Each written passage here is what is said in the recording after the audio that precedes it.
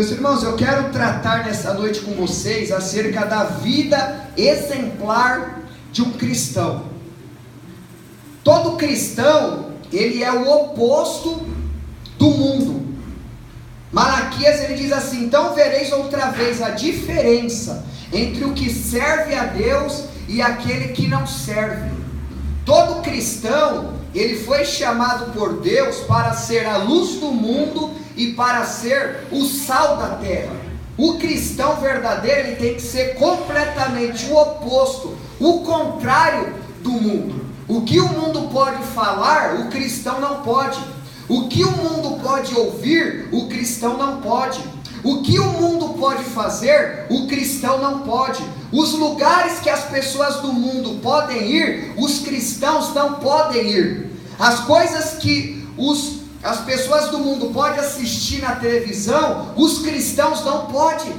Aí você se pergunta: então ser cristão é estar dentro de quatro paredes fechadas? Não, meus irmãos. Um cristão verdadeiro que ama a Deus, ele jamais vai ser semelhante a uma pessoa que não ama. Quem não ama a Deus vive de qualquer forma. Quem não ama a Deus faz o que quer. Quem não ama a Deus escuta o que quer, fala o que quer, vai nos lugares que quer. Ou seja, a pessoa que ela não tem temor para com Deus, que ela não reverencia a Deus, que ela não está enquadrada dentro dos preceitos da palavra de Deus, ela faz o que quiser. Ela pode fornicar, praticar impureza, assistir vídeos ilícitos e imorais na frente de um site, pode falar palavrão, falar gíria, desrespeitar pai e mãe, pagar e não comprar. Agora, o cristão verdadeiro, genuíno, o cristão que é salvo, o cristão que nasceu da água e do Espírito, o cristão que tem um pacto com Deus, o comportamento dele tem que ser totalmente o contrário do mundo. É por isso que Malaquias diz: então vocês verão a diferença entre o cristão e o não cristão, entre o que serve a Deus e aquele que não serve a Deus. Mas hoje em nossas igrejas está ocorrendo uma aversão de valores.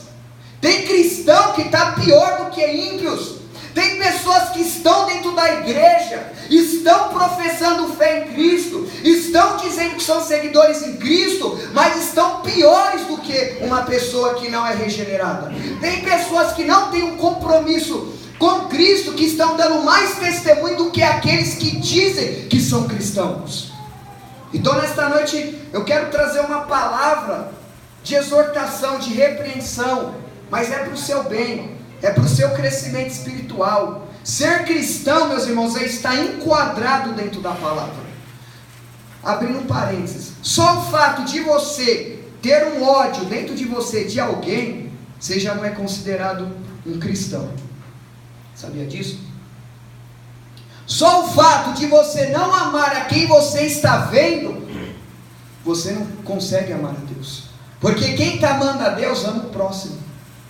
Quem não ama a Deus não vai conseguir amar o próximo.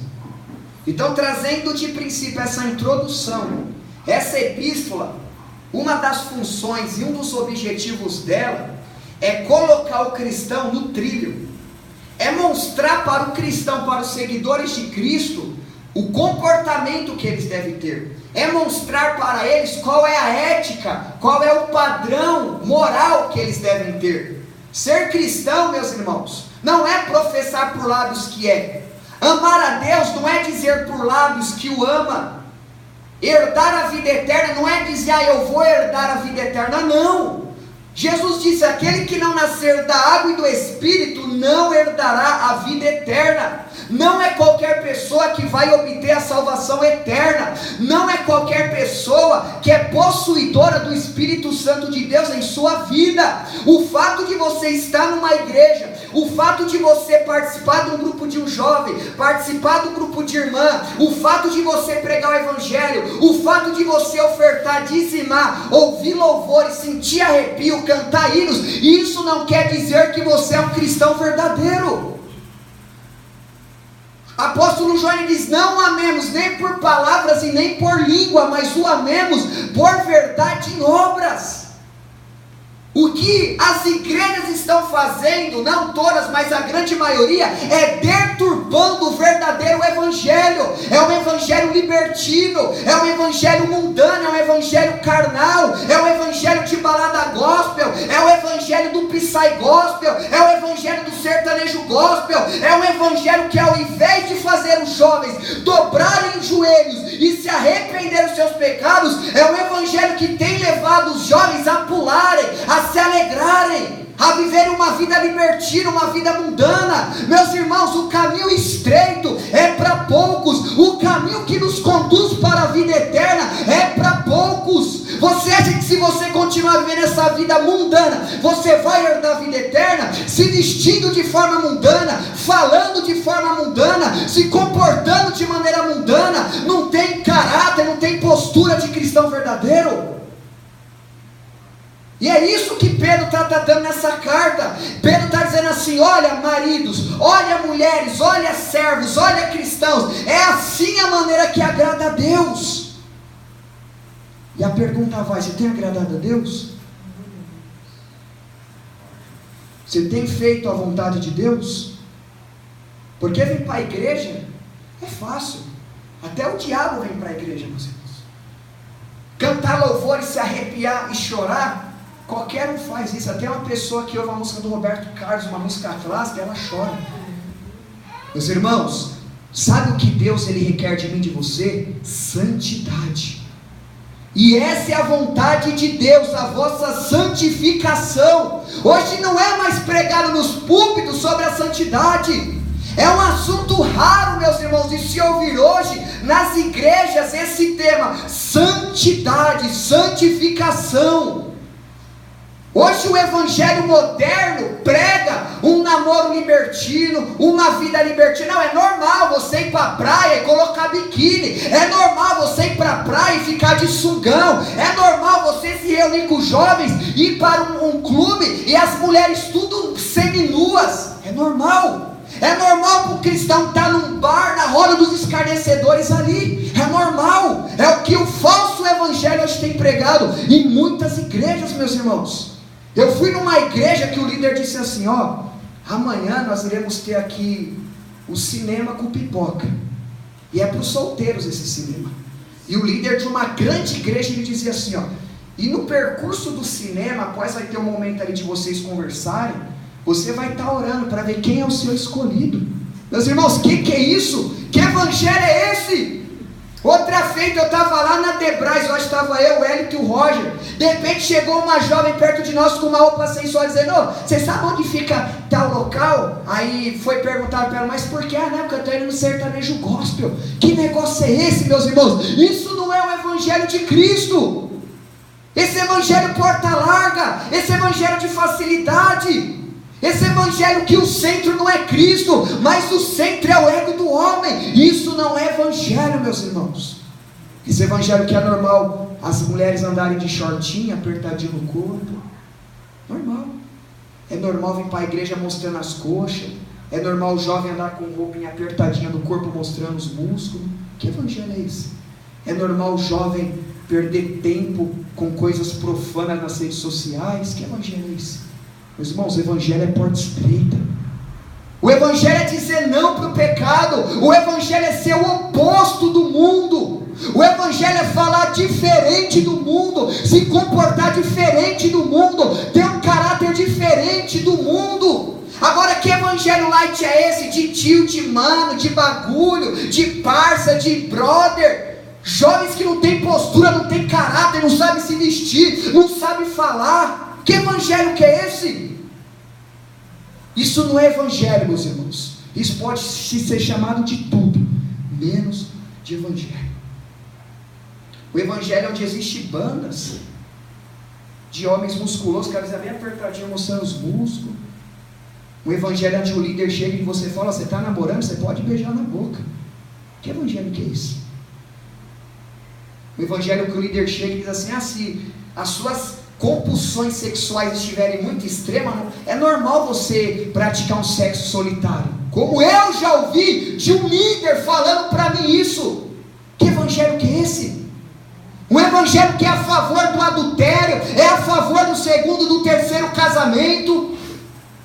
Um evangelho que reúne os jovens para ir para a praia, e todos com o peitão de fora, biquíni, sutiã. Que evangelho que é esse?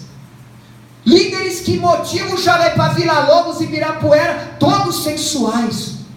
Que evangelho que é esse? Isso não é evangelho, meus irmãos. Então o que Pedro está tratando aqui nessa epístola é para mostrar para o cristão a vida exemplar que eles devem ter.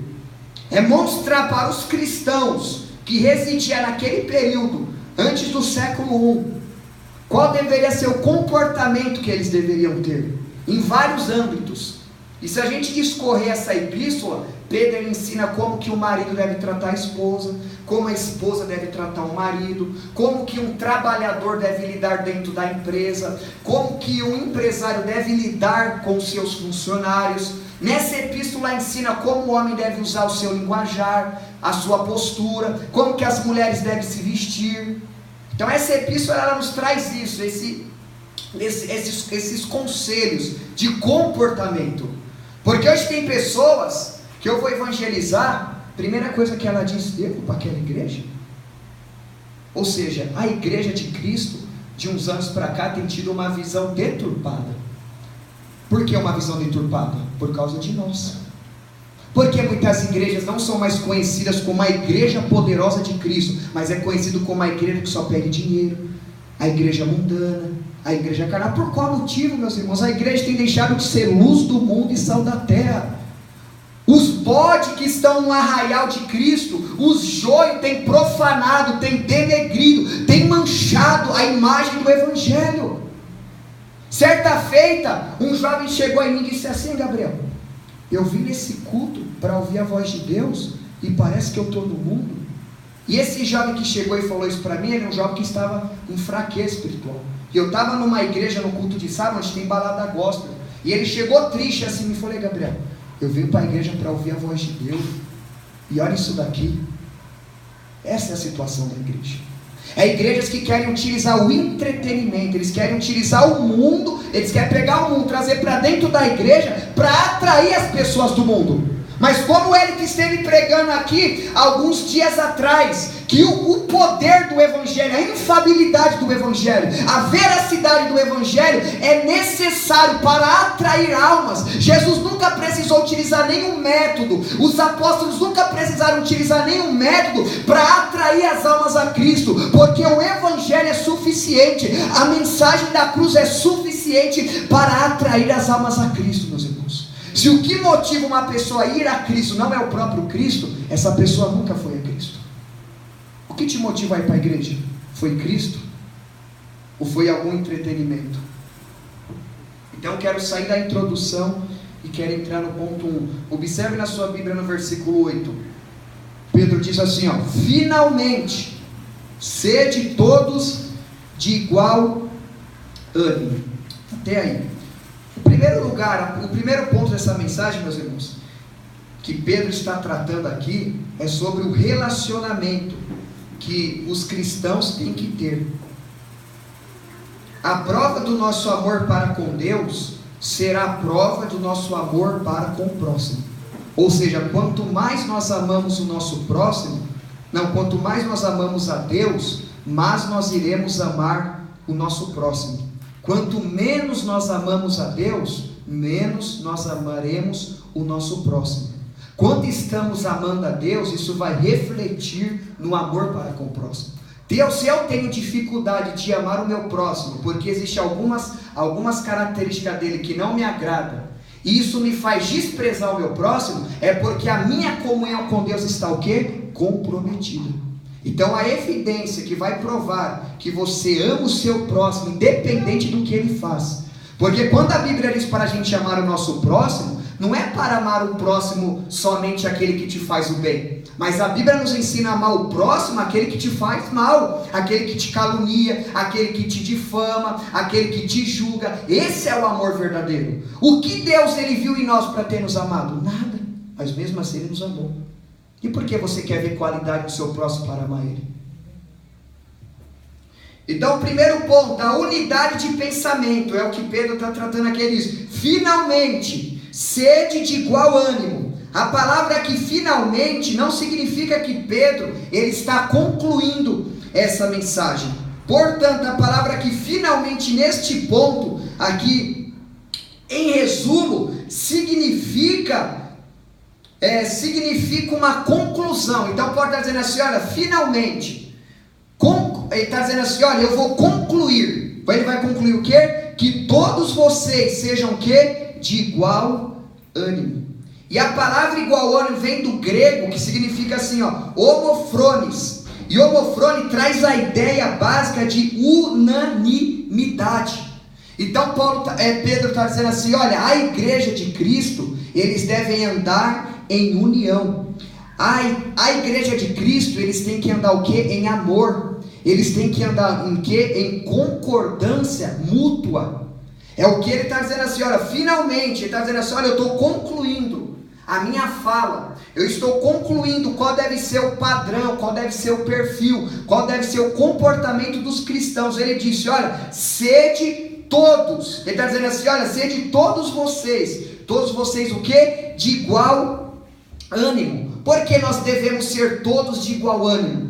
Porque nós somos um corpo, e uma vez que nós somos um corpo, nesse corpo existem diversos membros. E dentre desses membros, cada membro tem o que? Uma característica diferente. Cada membro do corpo de Cristo tem um dom diferente. E uma vez que nós cristãos temos dons diferentes, temos personalidades diferentes, Pedro está dizendo aqui que nós devemos andar numa concordância mútua, que nós devemos ter um ânimo semelhante. O que ele quer dizer com isso? Que se você tem um dom da sabedoria, o seu irmão tem um dom do conhecimento, ou se você tem uma personalidade mais explosiva, o outro tem uma personalidade mais mansa, ele diz, independente do dom que você tem, independente da personalidade, do caráter que você possui, é para vocês andarem o quê? Em concordância, em ânimo mútuo. É para vocês andarem o quê? Em igual ânimo. Isso está falando o quê? De concordância. Tem que ter entre nós concordância. Não pode ter entre a igreja de Cristo partidarismo. Não pode ter dentro da igreja de Cristo briga, contenda, ódio, raiva. Por que não pode ter isso? Porque nós somos um corpo. Observe o seu corpo, todos os membros estão no seu corpo. A sua mão direita, sua mão esquerda, seus dedos, seus pés, seus órgãos que estão dentro de você funcionando. Ou seja, todos eles estão funcionando o quê? E uma concordância. Assim temos que ser nós. Nós devemos viver uma vida todos em um mesmo ânimo e vivermos todos em concordância. Mas que tipo de concordância que é essa? A concordância que se baseia na palavra. Porque a partir do momento que tiver algum irmão dentro da igreja que tem uma ideia diferente das escrituras, nós não devemos concordar com ele.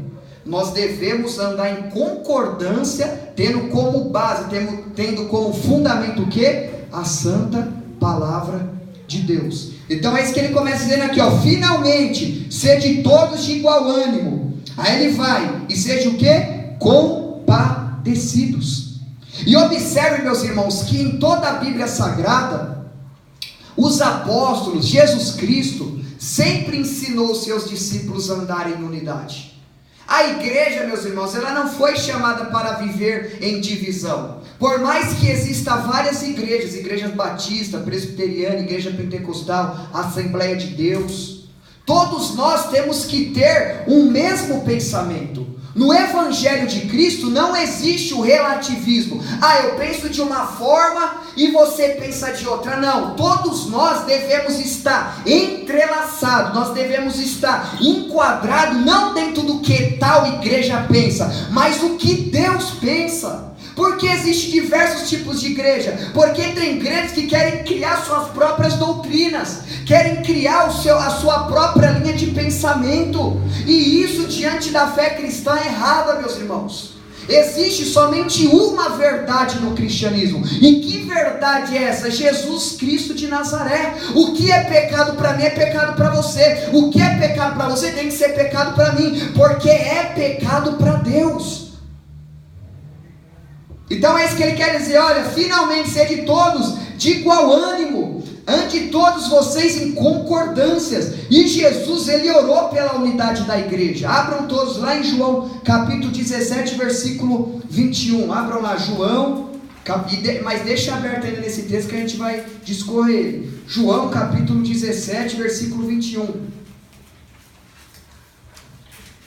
Observe, olha a oração de Jesus: a fim de que todos sejam um.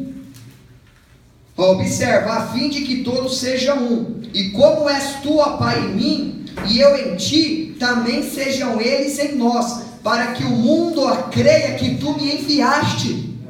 Sabe o que Jesus está enfatizando aqui? A unidade.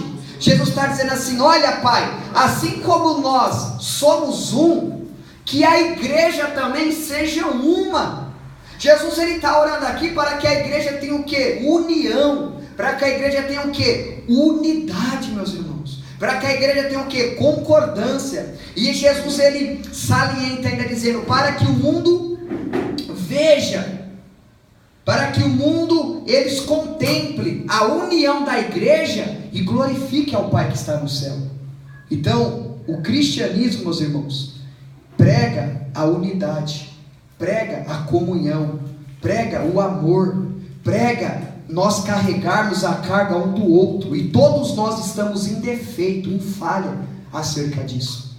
Nós precisamos ter mais unidade com os irmãos, e essa unidade que eu estou dizendo não é de nós aceitarmos uma doutrina libertina, não, é de nós aceitarmos os irmãos que têm o mesmo pensamento baseado na palavra de Deus. Porque tem alguns irmãos que querem usar o amor de maneira errada. Acha que o amor é libertino. O amor não é libertino. O amor não é liberal. O amor não aceita tudo. Ao contrário, porque Deus, ele é amor, ele não aceita todos, ele não aceita tudo. Se você ama o seu filho, você vai aceitar que seu filho faça tudo? Não, porque você ama ele. Assim é o amor que existe na igreja. Não é um amor que aceita qualquer doutrina, não é um amor que aceita qualquer comportamento dentro da igreja, é um amor que combate contra a heresia. Então aqui Pedro, nesse primeiro ponto, ele diz isso, e Jesus também, ele enfatiza sobre essa unidade. E a igreja de Atos, eles andavam em concordância. Abram lá em Atos capítulo 4, versículo 42. Observe que essa oração que Jesus Cristo ele fez pela unidade da igreja, a igreja primitiva vivia essa união. Observam lá Atos 4:32. Atos 4:32 assim, ó: da multidão dos que creram, era um o coração e a alma.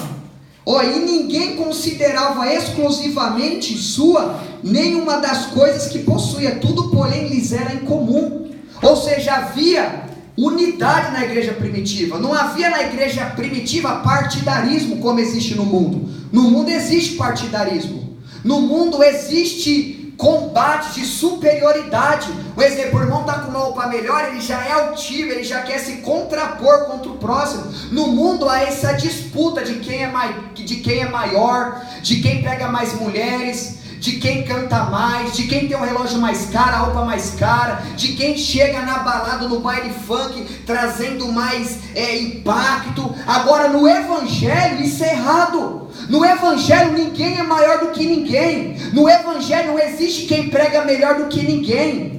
No evangelho não existe quem é mais usado e quem é menos usado, meus irmãos. No evangelho todos nós somos um em Cristo. Tudo que eu faço, tudo que você faz para Cristo, é por causa que Cristo fez por meio de você. Não foi você que fez por causa dos seus méritos. Eu não estou aqui pregando por causa dos meus méritos, mas eu estou pregando por meio de Cristo. Então é Cristo que tem que se glorificar, não é eu, não é o Hélito, não é o Roger. É isso que é a mente do cristianismo. Do cristianismo existe: nossa, aquela irmã, ela canta mais do que a Albertrana. Não, a pessoa que tem esse pensamento não entendeu o evangelho.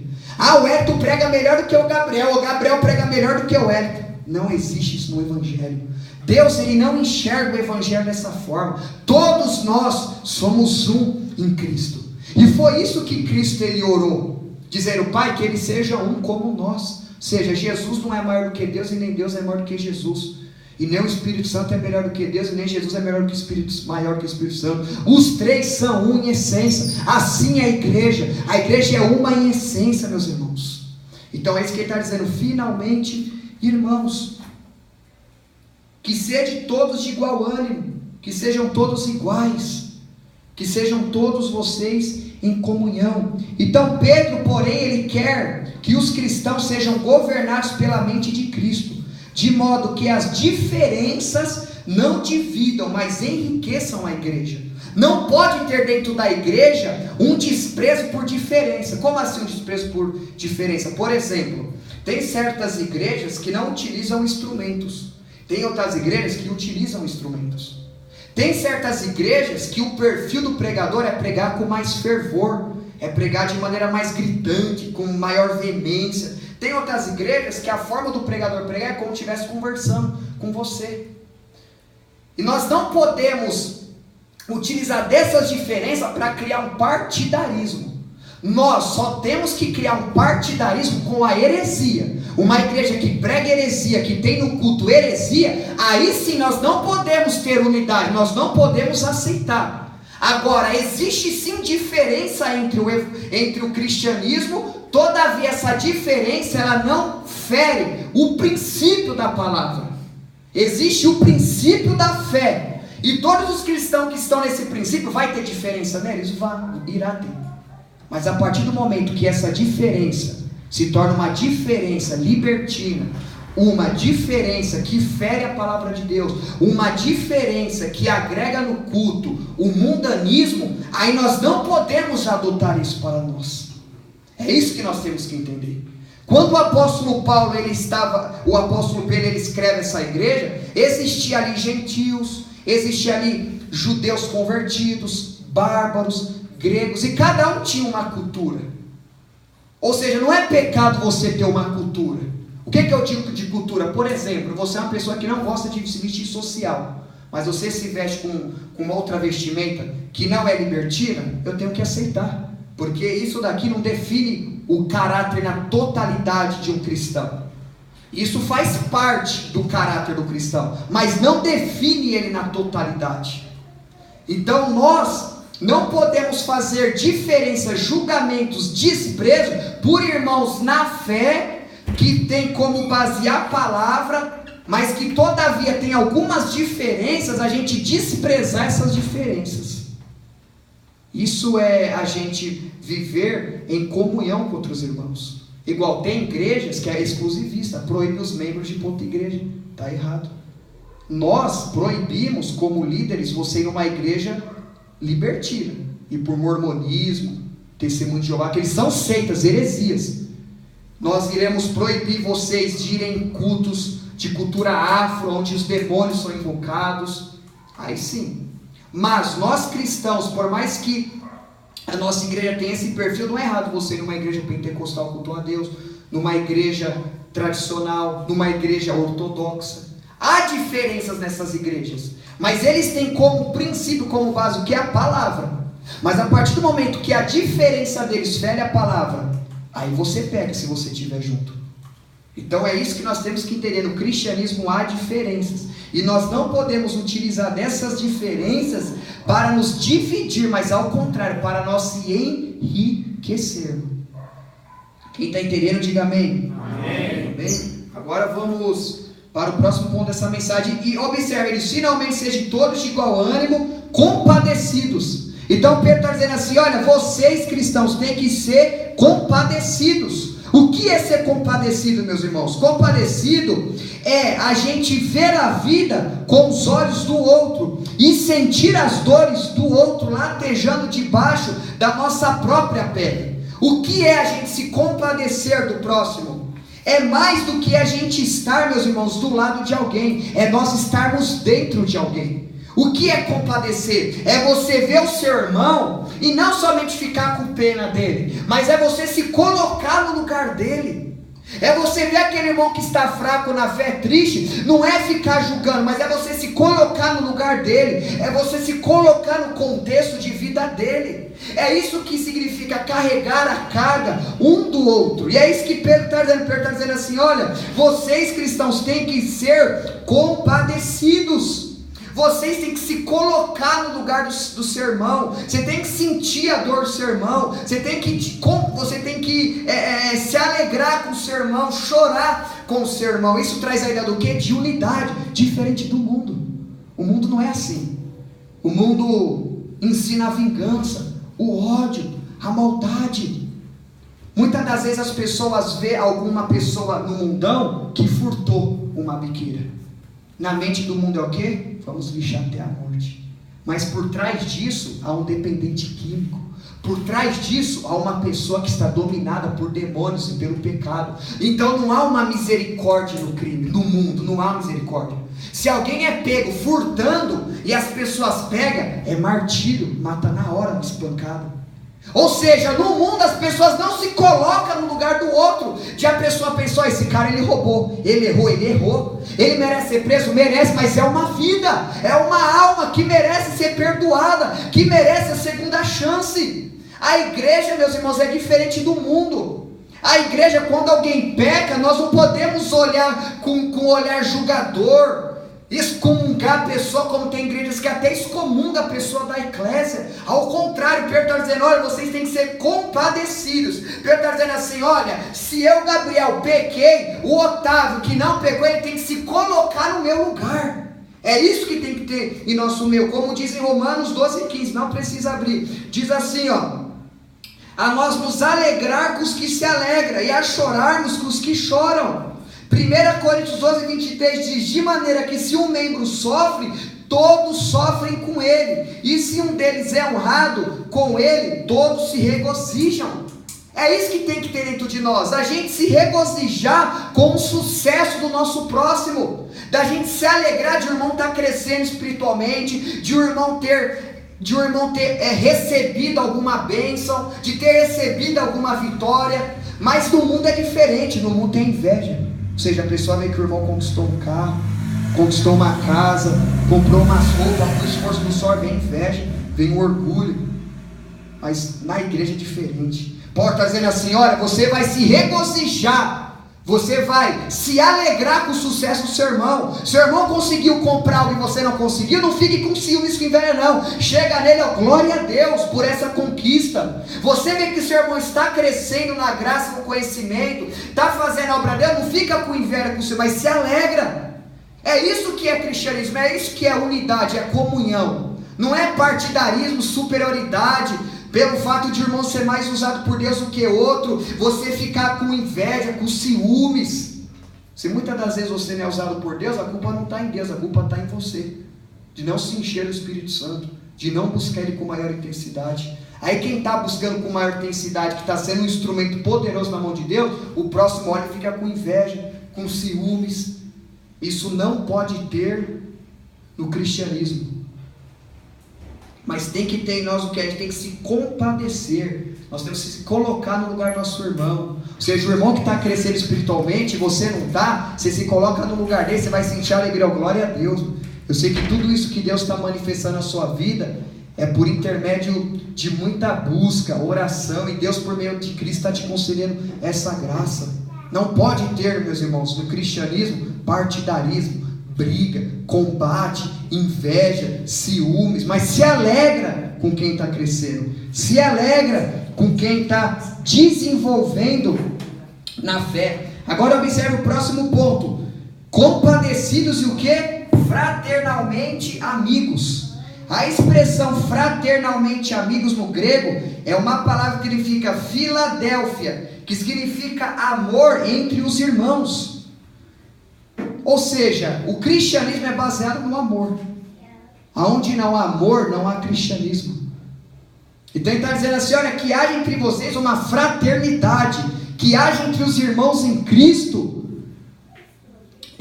afeto, carinho, respeito. Se seu irmão em Cristo pecou contra você, a Bíblia ensina a você perdoar. Agora no mundo, quando alguém te traz, você nunca mais olha na cara.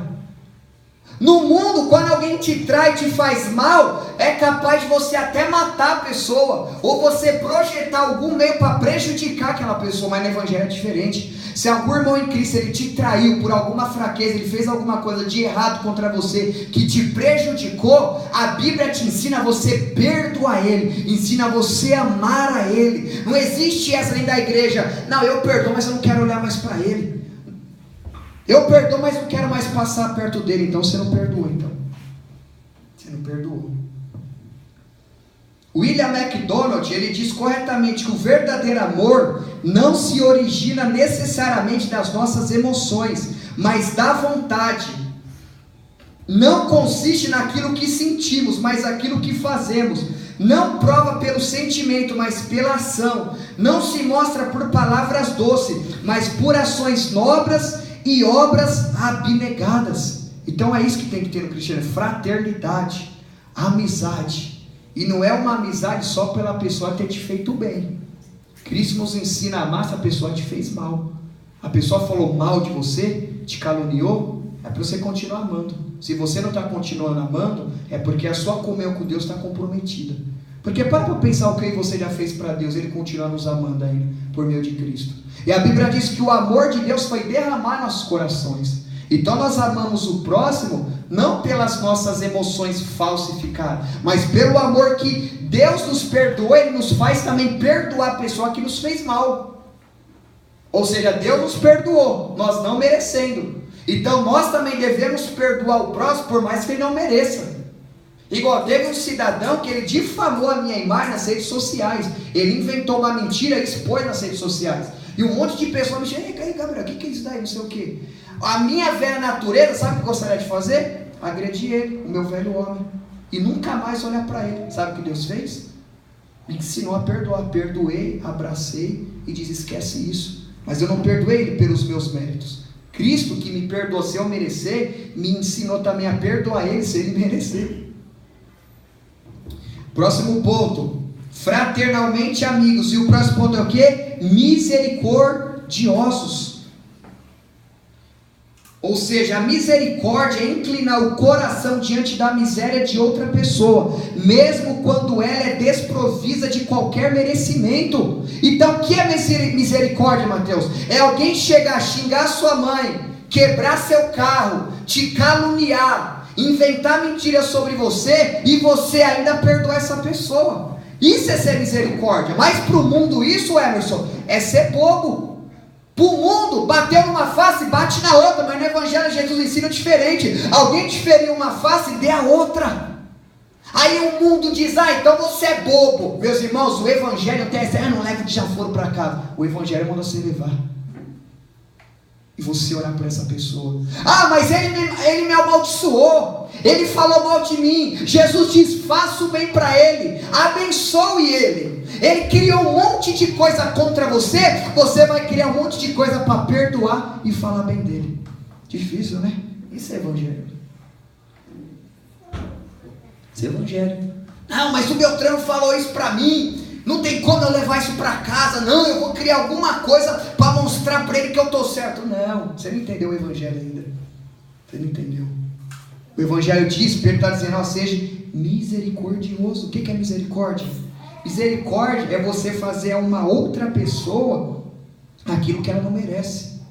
Ou seja, uma pessoa que te traiu, uma pessoa que te prejudicou em alguma área da sua vida.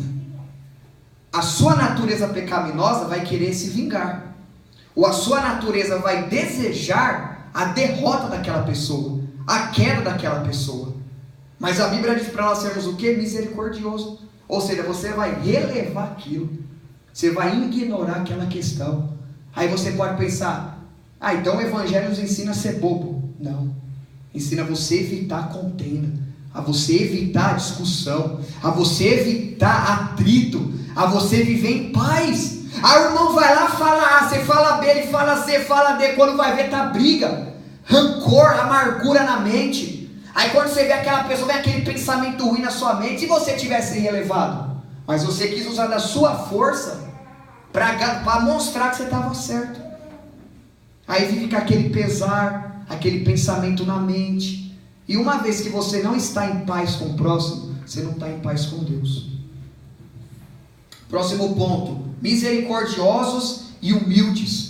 Então esses são alguns papéis que o cristão ele tem que ser. Ele tem que viver unidade, ele tem que ser compadecido, ele tem que viver em fraternidade, como amigo com o seu próximo, ele deve ser misericordioso, e ele deve ser o que também? Humilde. Humildade, meus irmãos, é descer do pódio da vaidade.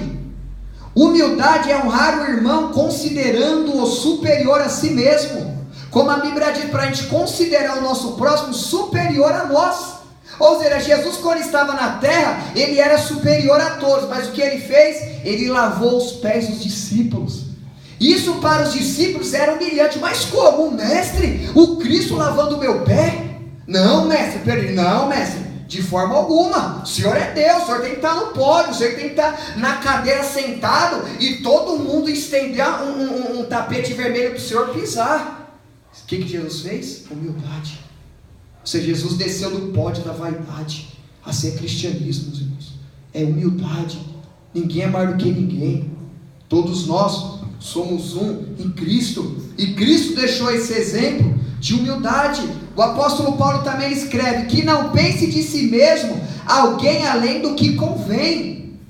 Ou seja, o cristão, uma vez que ele reconhece que ele é humilde, ele sabe que tudo que ele faz não foi pelo esforço do braço, mas tudo que ele faz para Deus é por causa do próprio Deus. E isso que a igreja tem que entender, que tudo é feito para Cristo Jesus. É por isso que quando nós vamos cultuar a Deus, a gente não se importa, eu, Eric e o Rod, quando a gente vai louvar, se nós temos uma voz ou não temos, a gente faz para Cristo. E se você que estiver aí louvando, estiver preocupado com a nossa voz, você não entendeu o evangelho, meus irmãos. Porque Deus não está preocupado com voz, se é bonito ouvir. Que é ter uma voz excelente e ter uma vida desconcertada, mas não ter uma voz bonita, mas tem sinceridade, tem quebrantamento, tem inclinação a adorar a Deus. Então, um dos exemplos do cristão também é ser humilde, como Cristo foi. Agora vamos para o versículo 9. Vamos lá, versículo 9. Observe na sua Bíblia, versículo 9. Próximo ponto que Pedro está tratando aqui, não pagando o mal por mal, ou injúria por injúria. Ou seja, o que significa isso? Não pagando mal por mal, ou injúria por injúria, mas antes, pelo contrário, bendizendo. Ou seja, os cristãos dispersos da Ásia Menor, eles estavam sendo perseguidos e espoliados. Os cristãos naquele período, eles estavam sendo humilhados, eles estavam sendo julgados, eles estavam sendo agredidos. Os inimigos do cristianismo, que eram os patrícios daquele período, estavam perseguindo a igreja, estavam julgando a igreja, estavam criando calúnia contra a igreja. E o que Pedro está dizendo? Pedro está dizendo assim, no versículo 9, não pagando mal por mal. Ele está dizendo assim, olha, você está sendo perseguido? Não persiga. Você está sendo maltratado? Não maltrate. Você está sendo odiado? Não odeie. Isso é o evangelho. Em vez de vocês pagarem da mesma moeda, os cristãos deveriam pagar o mal com o bem. Em vez de responderem às afrontas com injúria, eles deveriam abençoar os seus inimigos e bendizer a Deus pelo sofrimento. O que foi que Cristo Jesus ensinou no Sermão do Monte, que eu disse aqui? Amai os vossos inimigos e orai pelos que vos perseguem. É isso que ele está dizendo para a igreja, mesmo a igreja naquele período, sendo perseguida, sendo maltratada, sendo amaldiçoada. Pedro está dizendo, olha, Pedro está dizendo assim, não trate o mal por mal, e nem injúria por injúria, mas ele está dizendo, olha, mas pelo contrário disso tudo, bendiga eles, abençoe eles. Chega na sua casa, dobra seu dinheiro e fala, Deus, eu abençoo, meu Deus, a Beltrana que falou isso e aquilo de mim. Deus, me ajuda a fazer o bem para aquele que me fez o mal. E na minha caminhada cristã, as pessoas que eu fiz o bem para quem me fez o mal, não sabiam onde enfiava a cara. Igual teve um cidadão que me julgou, me criticou, falou um monte de mim. Sabe o que eu fiz para ele? Chamei ele no WhatsApp, estava convidado para o meu casamento. Mas como assim? Eu falei mal dele, eu julguei ele, eu critiquei ele, eu maldizi ele, e ele está me chamando para ir para o casamento dele, que é um momento de honra? Como assim? É isso que nós temos que fazer. Teve uma mulher que estava falando mal de mim, sabe o que eu fiz? Peguei a revista da minha mãe, comprei um creme para ela e abençoei ela. Ficou toda vermelha. Isso é cristianismo. Quem está te fazendo mal? Está te fazendo mal? Trata bem. Está te fazendo mal? Mas o mundo diz assim, não, mas aí recalque. É isso que o mundo ensina. O mundo não, meus irmãos, é o diabo que ensina o mundo a pensar assim. É o diabo que ensina o mundo a pensar. Se ele te fez o mal, faz mal para ele. Eu vou pagar simpatia? Eu vou pagar recalque? Eu não. Ainda mais esses funks demoníacos que ensinam isso. Esses funks que foram criados pela mente de Satanás. O evangelho é diferente. Ele está fazendo mal. Ele me caluniou. Eu vou fazer alguma coisa, fazer o bem para ele. É isso que é evangelho. É isso que ele está dizendo assim, ó. Não pague o mal por mal. Está falando assim, ó, o Otávio me fez mal. Eu não vou pagar o mal com ele, eu vou pagar o bem. O Otávio está me amaldiçoando. Eu não vou amaldiçoar ele, eu vou abençoar ele. O Otávio está me amaldiçoando. Eu vou bendizer ele. Paulo já havia ensinado: não torneis a ninguém mal por mal. Paulo está dizendo: ó, não torneis a ninguém mal por mal. 1 Coríntios 4,12 diz: quando somos injuriados, bendizemos. Sabe o que Paulo está dizendo aqui também? Quando você estiver sendo perseguido, ele não está dizendo para você ficar cabisbaixo e triste, mas está falando para você se alegrar, para você jubilar. Agora vamos para versículo 10. Vamos lá, o versículo 10.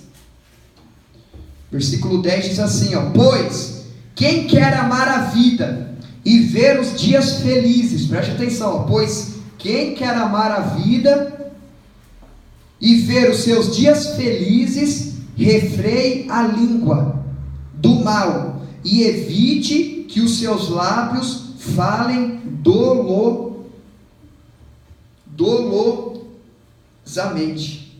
Ou seja, o que ele está dizendo assim? Que se nós queremos ver a nossa vida feliz, ou seja, todas as pessoas querem viver para a felicidade, todas as pessoas almejam a felicidade, todas as pessoas procuram viver os dias da sua vida felizes. O cristianismo, meus irmãos, é a religião da felicidade. Ser cristão é ser feliz. Ser cristão é entender o sentido da vida. É você entender o sentido da sua existência. Por que você existe? Por que você foi criado? Por que você está respirando aqui agora? Por que você é quem você é? Por que Deus te criou? Por que Deus te projetou? Por que você está aqui nessa noite? A finalidade da nossa existência é viver para a glória de Deus. Então Pedro está dizendo assim: olha, vocês querem viver o resto das suas vidas felizes? Vocês querem viver desfrutando da alegria do Espírito Santo? Aí ele dá um conselho. E qual é esse conselho? Refreie a língua do mal. Pedro está dizendo assim: olha, coloque na sua língua um freio. Tome cuidado acerca do que você fala. A Bíblia diz que o que muito abre os seus lábios tem perturbação na alma. Ele está dizendo assim: olha, vocês têm que averiguar as palavras que vocês vão falar. Ele está dizendo assim: olha, refreie a língua do mal. Meus irmãos, uma língua carregada de maldade é um azorraque que traz sofrimento.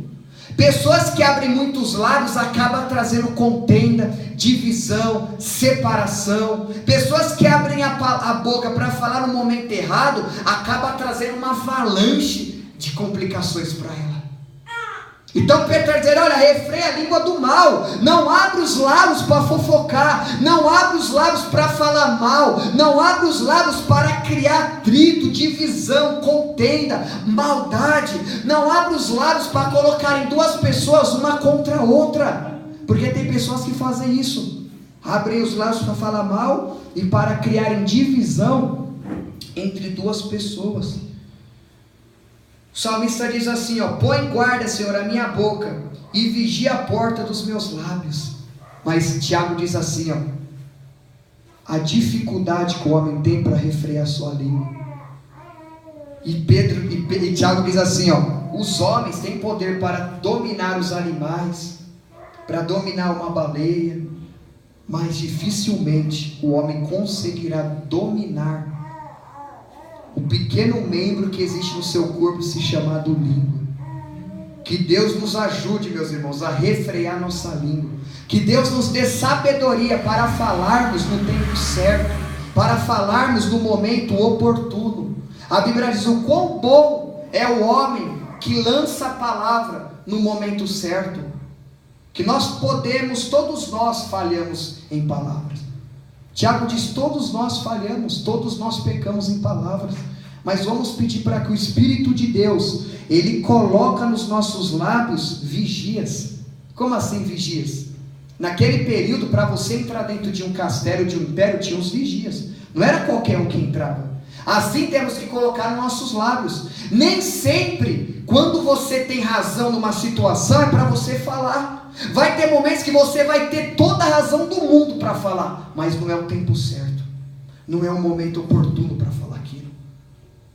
É por isso que ele está dizendo: você quer viver a sua vida feliz, alegre, refreia a sua língua do mal. Aí ele traz um outro ponto: não fale com dolo, ou em outras traduções, não fale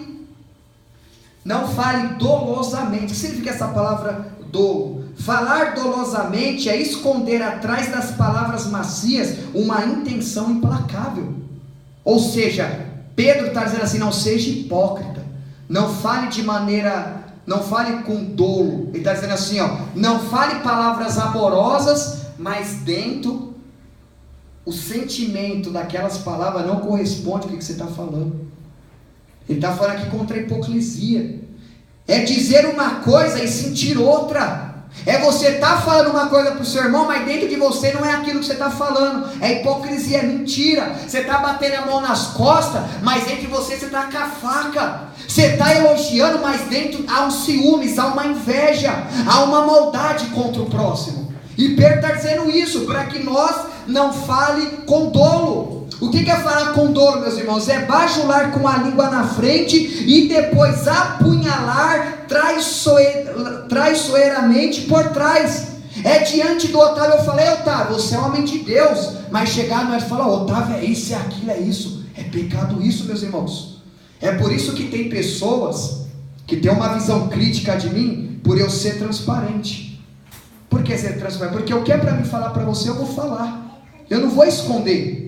Por mais que algumas vezes eu não posso ter sabedoria por falar algumas coisas para algumas pessoas, mas eu sou transparente. Eu não vou ficar ao privado falando: o Otávio é isso, o Otávio é aquilo, e não falar para você. A hipocrisia é isso. É falar com dolo, e todos nós, meus irmãos, já cometemos esse erro e podemos estar cometendo. Mais vale você ferir o seu irmão falando a verdade do que estar dando beijo e abraço com hipocrisia. Mais vale você chegar e me falar: Gabriel, eu acho isso e aquilo de você, do que você se reunir com as pessoas e ficar falando mal de mim, que você só se prejudica fazendo isso. Você acha que você está prejudicando a mim? Você está se prejudicando a você mesmo. Na minha frente fala uma coisa, atrás fala outra. Atrás de mim me critica, me julga, mas quando está em mim, fala: Maria, você é homem de Deus, que palavra, hein? Fala na minha frente, que eu vou aceitar. Os 7 anos que eu estou indo para o Evangelho, eu sempre recebi isso. E eu sei que daqui para me morrer eu vou receber. Já fui chamado de endemoniado. Pessoas já falaram que eu sou acusador. Pessoas já falaram que eu sou religioso, hipócrita, que eu sou santarrão, que eu quero ser o melhor do que todos. Pessoas já falaram. Fala, mas eu não ligo. Mas quando a pessoa faz parte do meu vínculo e que está falando contra mim, nunca faz na minha frente, você não está prejudicando a mim, você está prejudicando a você mesmo. Porque você está falando mal de mim, sabe o que eu estou falando por você? Estou dobrando meu joelho e estou orando por você. Falando: Deus, abençoe essa pessoa. Senhor, perdoe ela. Pessoa, e ajude essa pessoa, Deus. Compadeça-se dessa pessoa, meu Deus. Fortaleça essa pessoa. Então é o que Pedro está dizendo, para que a gente não fale com dolo. E falar com dolo é isso. É nós bajular a pessoa com a língua, mas depois apunhalar ela por trás. Aí ele vai para o outro ponto, ele diz: aparta-se do mal e pratique o bem. Ele está dizendo assim: aparta-se do mal, se abstenha do mal, renuncie o pecado, renuncie tudo aquilo que te tira da presença de Deus. Se aparte, esteja longe de tudo aquilo que você sabe que compromete a sua comunhão com Deus. É o conselho que Pedro está nos dizendo aqui no capítulo 3 da sua primeira epístola, no versículo 11. Aparte-se do mal, ou seja, se abstenha do pecado, fuja do pecado, fuja da iniquidade, e ele vem com o conselho: e pratique o que é bom, ou seja, pratique aquilo que vai agradar a Deus, pratique aquilo que vai te trazer crescimento espiritual, pratique aquilo que vai te aproximar da presença de Deus, pratique aquilo que vai te trazer crescimento espiritual, pratique aquilo, meus irmãos, que vai te trazer harmonia com os céus, pratique aquilo que vai te trazer um desenvolvimento espiritual. É o conselho que ele está dizendo aqui, ó: se aparta do mal, se aparte das vaidades do mundo, se aparte dos ídolos do mundo, se aparte do sistema do mundo, se aparte daquilo que reduz a sua comunhão com Deus. Ele está dizendo: se apegue ao mal, se aplique ao mal. Não se aplique ao mal, não. Se aplique às coisas boas, se aplique à presença de Deus, se incline mais pela presença de Deus. E para nós irmos para o final, ele diz assim, ó: busque o quê? Busque a paz. Busque a paz e empenha-se por alcançá-la. Nós precisamos, meus irmãos, nos empenhar pela paz. Observe que ele está dizendo o que aqui? Ele está dizendo assim: olha, busque a paz. E como que eu busco a paz? Como que eu faço para buscar a paz? Que paz que é essa? Alguns anos atrás eu entendia que a minha paz era comprar uma maconha, tragar e ficar num lugar lá. Eu achava que isso era paz. O que era paz para mim? Era estar no pôr do sol, pichando, me prostituindo, usando droga. Eu achava que isso era paz. Mas era uma paz que trazia uma consequência trágica para mim. Era uma paz que aparentava ser paz, é que nessa água. Eu pego essa água e coloco nela um pingo de veneno. Você vai olhar, não é água, você vai beber. Mas quando ela atingir seu organismo, você vai o quê? Você vai morrer. Assim é a paz do mundo. Então ele está dizendo assim, ó: busque a paz. E a palavra de Deus, meus irmãos, ela nos exorta repetidamente a vivermos em paz com todos. E Pedro diz assim, ó: busque a paz e empenha-se a alcançá-la. Ou seja, a paz já foi nos dada, mas Pedro está dizendo, ó: busque a paz e se empenhe para alcançar. E essa palavra se empenhar traz a ideia de você se esforçar por ter a paz de Deus em você. É por isso que ele está utilizando o termo aqui, ó: empenha-se. O que é se empenhar? Essa palavra se empenhar e alcançar é uma palavra que vem do atletismo. Um corredor que está numa pista, para ele atingir a linha de chegada, ele tem que se empenhar ao máximo para chegar na linha de chegada. Assim é para nós termos a presença de Deus dentro de nós. A presença de Deus já foi nos dada, mas para nós termos a presença de Deus dentro de nós, nós temos que fazer o quê? Nos empenhar para tê-la. Nós temos que se esforçar pela fé a nos encher do Espírito Santo. Nós temos que se dedicar mais a Deus para termos dentro de nós a presença de Deus de maneira mais intensa. Porque hoje nós estamos vivendo, meus irmãos, um período onde que a igreja está seca, onde temos cristãos secos. Nós temos uma igreja cega que não prega mais o evangelho, que não passa mais horas a fio lendo a palavra. Nós vivemos uma geração onde tem crentes que não conseguem orar 1 hora por dia, crentes que não jejuam mais, crentes que não exercem piedade, não exercem misericórdia, crentes que vivem aquela vida seca. Por quê? Porque não estão se empenhando a ter a presença de Deus dentro de vocês, porque não estão se empenhando a ter a glória de Deus de maneira mais intensa sobre vocês, sobre nós. E para concluir, é isso que ele está dizendo assim: olha, busque a paz. O que é a paz? É você viver uma vida tranquila, é você viver uma vida em paz com a presença de Deus, é você viver uma vida de vitória contra o pecado, de vitória contra as perseguições. Para pensar, meu irmão, como não é bom quando você é tentado, não peca e vence aquele pecado, vem uma paz dentro de você. Agora para pensar como é estranho, você pecou, você brigou com algum familiar seu, você praticou alguma coisa que você sabe que não agradou a Deus, você fica pesaroso, angustiado, perturbado, sua alma fica com agonia, você fica irancudo, desequilibrado, você se ira com facilidade, você fica estranho com você mesmo. Por quê? Porque você não está se empenhando, não está se dedicando com intensidade a ter essa paz dentro de você. E essa paz, meu irmão, é triunfo contra o pecado, é vitória contra o pecado, é uma vida de santidade, é uma vida de obediência, é uma vida mais aplicada à dedicação a Cristo. Então nesta noite, para concluir essa mensagem, empenha-se por alcançá-la. A paz já foi dada, a paz está aqui, mas para você ter, você tem que buscar. Por isso que a Bíblia diz: buscar-me-eis e me achareis, quando me buscares o quê? De todo o vosso coração. É de todo o coração que nós temos que buscar Deus. Deus está à procura de quem? Dos verdadeiros adoradores, meus irmãos. Deus está à procura de quem? De pessoas quebrantadas, de pessoas que reconhecem que são pecadoras, de pessoas que se dedicam mais à presença de Deus. Se dedique mais à presença dEle, meus irmãos. Busque mais a face de Deus, para que você tenha dentro de você essa paz. É uma vergonha, nós temos 18 membros, tem mês que a oração tem 2 pessoas, e eu tenho certeza que se eu chegar em 80% dos membros desse ministério, você não consegue orar no seu privado o tempo de oração que nós temos aqui. Você consegue? Aí você pode se perguntar: não, mas o que importa não é tempo, o que importa é a intenção. Meus irmãos, então eu vou ter uma amizade com o Otávio, eu vou chegar assim: Otávio, obrigado por você ser meu amigo, tá bom? Até logo, tchau. Já pensou se eu tivesse sempre essa amizade com ele?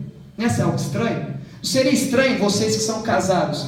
Você chega na sua esposa de manhã e diz assim: esposa, obrigado por você ser minha esposa mais um dia, tá bom? Tchau. Aí você só vai falar com a sua esposa novamente quando você for dormir. Aí você chega e fala: obrigado por você ser minha esposa, tá bom? Mais um dia e tal, e vai dormir.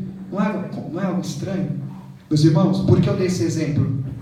Viva mais para Deus. Se você tem dificuldade de orar meia hora na sua casa, e você não vem nas orações na igreja, você se prejudica. Nós temos aqui segunda, terça, quarta e sexta 2 horas de oração. Se você na sua casa todos os dias não ora meia hora, você está se prejudicando. Se você todos os dias na sua casa, no seu particular, não ora meia hora todos os dias, você está comprometendo a sua comunhão com Deus. E sabe qual que é o pior de tudo? É que quando uma pessoa está fraca, ela quer adaptar a fraqueza dela numa aceitação com Deus. Ou seja, a pessoa está fraca, então ela quer que ela pega a Deus e quer conformar Deus naquela fraqueza e dizer: mas o que importa não é o tempo, o que importa é a sinceridade. Meus irmãos, quando nós amamos alguém, nós queremos estar com esse alguém. Então, para mim concluir, valorize a oração, busque alcançar essa paz. Sabe por que você tem uma vida fraca? Que você não ora.